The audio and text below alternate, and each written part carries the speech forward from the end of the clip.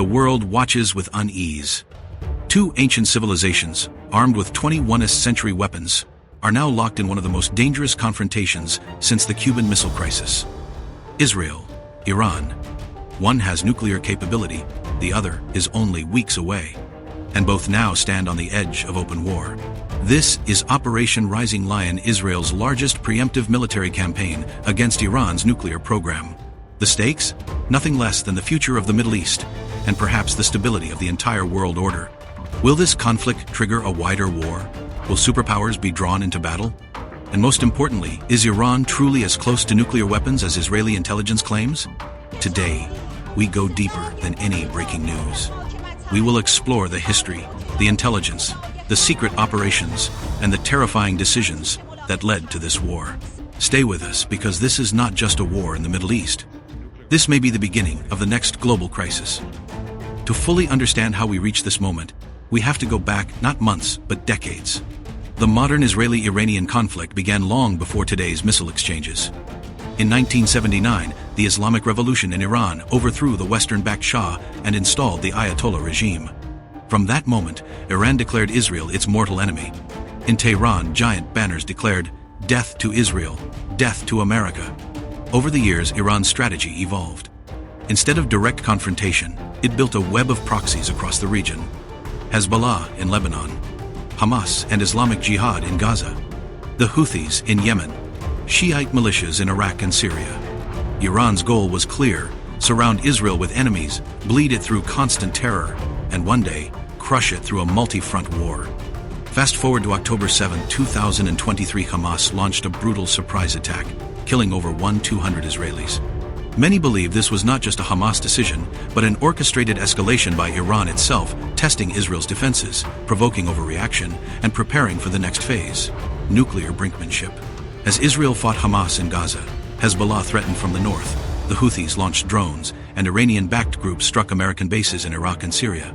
But behind these visible attacks, far more dangerous moves were unfolding deep inside Iran. Iran's nuclear program has been the world's greatest geopolitical shadow play for over 20 years. Officially, Iran always insisted, "Our nuclear program is for peaceful energy purposes." But Western and Israeli intelligence agencies always suspected otherwise. Enriching uranium is relatively easy. Turning enriched uranium into a functional nuclear warhead is the real challenge, requiring advanced metallurgy, miniaturization, detonators, and extremely precise engineering. Israeli Mossad and allied Western agencies uncovered what they called the Ahmad Project, Iran's covert military nuclear weapons program that supposedly stopped in 2003. But recent Israeli intelligence revealed that in late 2023, after the October 7 war broke out, Iran secretly reactivated and accelerated the weapons group, phased the final stage of bomb assembly. Dozens of Iran's top physicists and engineers were divided into compartmentalized teams. Each group worked on specific critical components: neutron initiators, high-speed detonators, warhead design, and flight testing of delivery systems. This was not hypothetical work. By early 2025, many of these projects had reached successful experimental stages. In parallel, Iran ramped up uranium enrichment to 60% purity, just a short technical step away from weapons-grade 90%. Intelligence estimates indicated Iran had enough enriched uranium for up to 15 nuclear bombs. According to Israeli briefings, Iran is weeks away from assembling its first nuclear warhead if it makes the decision to proceed. When Israel is pushed to the situation it will be pushed to, of having to believe they mean it, and when every bit of jiggery-pokery behind the scenes runs out, and when the UN and distinguished figures have run out of time, and Iran is about to produce its first bomb, Israel will strike. Every single country, including this one, people from our elegant diplomatic service, people from America, everyone will condemn Israel. Everyone in the Middle East will condemn Israel. And they will go back to their homes and they will say in private, "Thank God for Israel." The Saudis, the Bahrainis, the Egyptians, the Libyans, the Lebanese, everybody will say, "Thank God they did it," because nobody else would. The proposition being put before you tonight is that you have a choice between war and an Iran with the bomb. You have a choice, as has been said before, between war and dishonor. You'll choose dishonor this evening and you'll get war. You have the choice between a war with a nuclear Iran or a war at some point with an Iran that is not nuclear, which you stop from ever being nuclear, and hope that in stopping that regime, in embedding itself, you will give the Iranian people the best chance they will have of overthrowing that regime. But as I say, thank God this doesn't rely on you or any Europeans, because you've made the same mistake before, and nobody should trust you to get it right this time.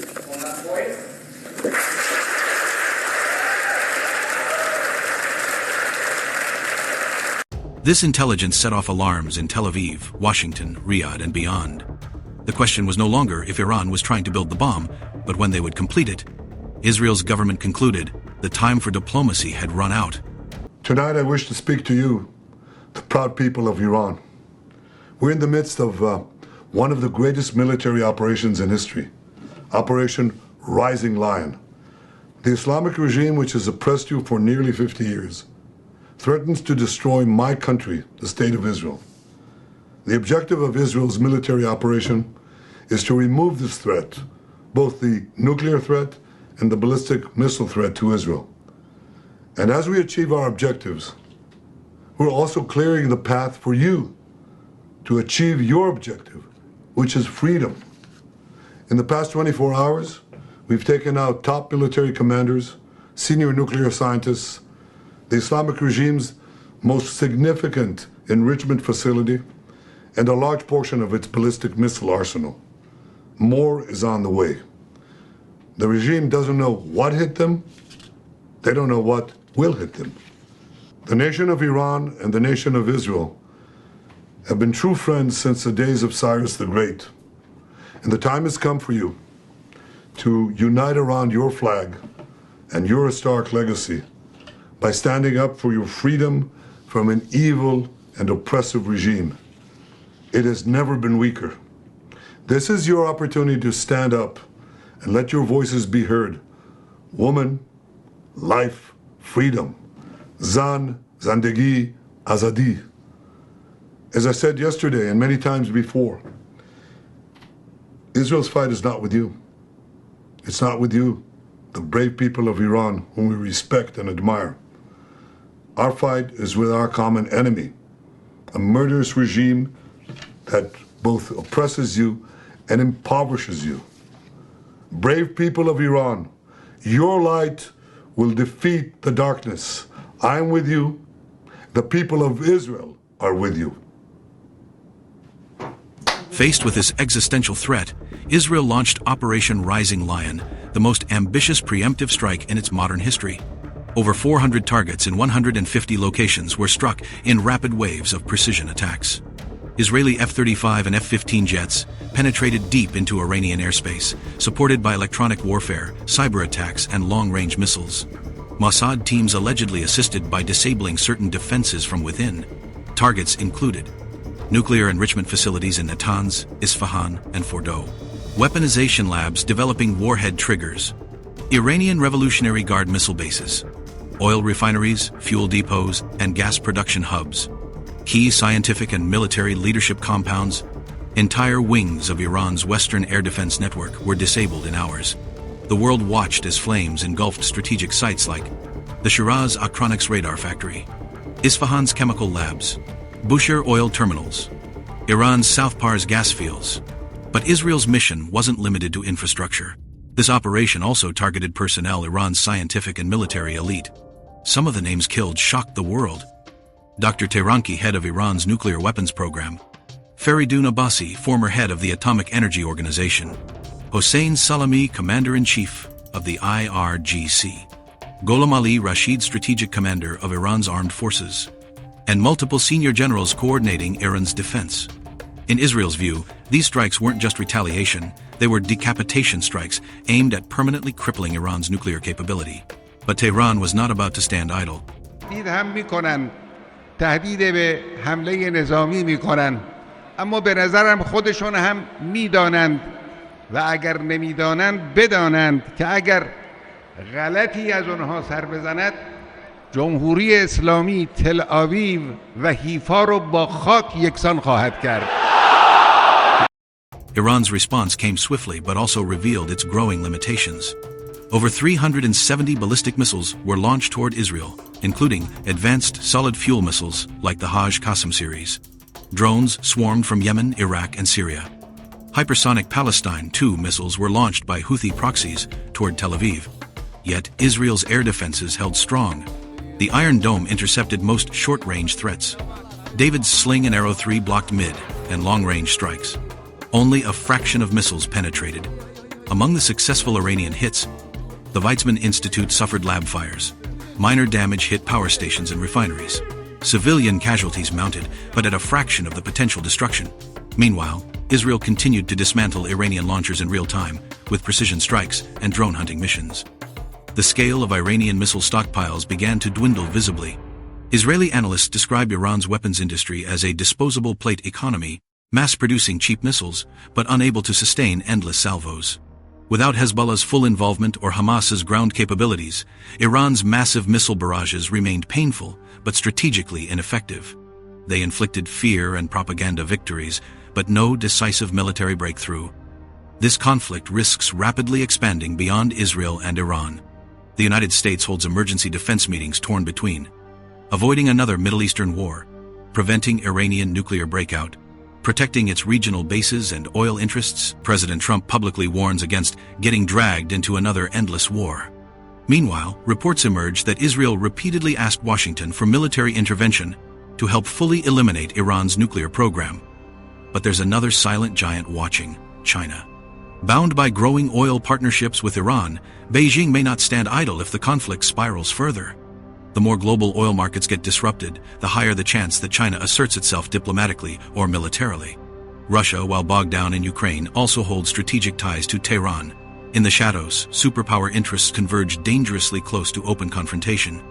The next miscalculation, one wrong missile, one accidental U.S. casualty, could trigger global escalation. Beneath the missiles, a silent war rages, the war of advanced technology. Israel has leveraged AI-powered drone fleets patrolling Iranian skies, cyber warfare disabling launch systems before attacks occur, real-time intelligence fusion from satellites, human sources, and cyber espionage. Iran, in contrast, faces deep technological disadvantages: outdated radar systems, limited satellite coverage, disrupted command chains, shortages in advanced guidance systems. As one Israeli analyst put it, this is not simply a war of missiles. This is a war of ecosystems, and Israel controls the high ground. But Iran's dangerous proxies still lurk, waiting for an opportunity: Hezbollah, the Houthis, Iraqi militias.